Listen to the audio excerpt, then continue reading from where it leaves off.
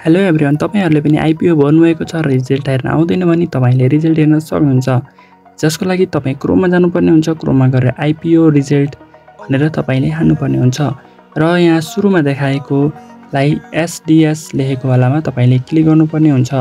यसमा क्लिक गर्ने बित्तिकै तपाईँलाई यस्तो प्रकारको इन्टरफेस देखाउँछ, जहाँ चाहिँ तपाईँले हेर्न सक्नुहुन्छ। माथि नै दिइरहेको छ अहिले कुन आइपिओको रिजल्ट आएको छ भनेर। अहिले चाहिँ ट्रेड टावर भन्नेको रिजल्ट पब्लिस भइसकेको छ र यसलाई हेर्नका लागि हाम्रो डिओआइडी भन्ने हुनुपर्छ। त्यसको लागि हामी जानुपर्ने हुन्छ हाम्रो मेरो सेयर भन्नेमा जानुपर्ने हुन्छ। त्यसको लागि मेरो सेयरमा गएर आफ्नो डिओआइडी चाहिँ हेर्न सक्नुहुन्छ। मेरो सेयरमा जानुहोस् र यतापट्टि तीनटा देखाएकोमा माई डिटेल्समा जानुहोस्। त्यसपछि तपाईँलाई देखाउनेछ आफ्नो डिओआइडी देखाउनेछ 16 अङ्कको।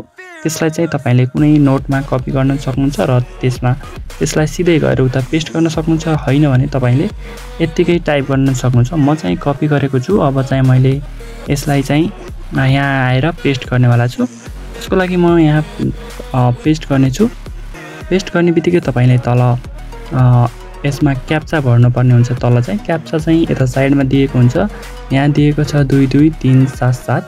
यसलाई हानिसकेपछि तपाईँले यहाँ भ्यू रिजल्ट्समा क्लिक गर्नुपर्ने हुन्छ। त्यसपछि तपाईँको आइपिओ पर्यो परेन देखाउनेछ। मेरो चाहिँ परेन, सरी नट अलाउडेड भनेको छ। तपाईँको पर्यो भने ग्रिन कलरमा कङ्ग्रेचुलेसन भनेर आउनेछ। मेरो चाहिँ परेन। तपाईँहरूको पर्यो परेन कमेन्ट गर्न सक्नुहुन्छ।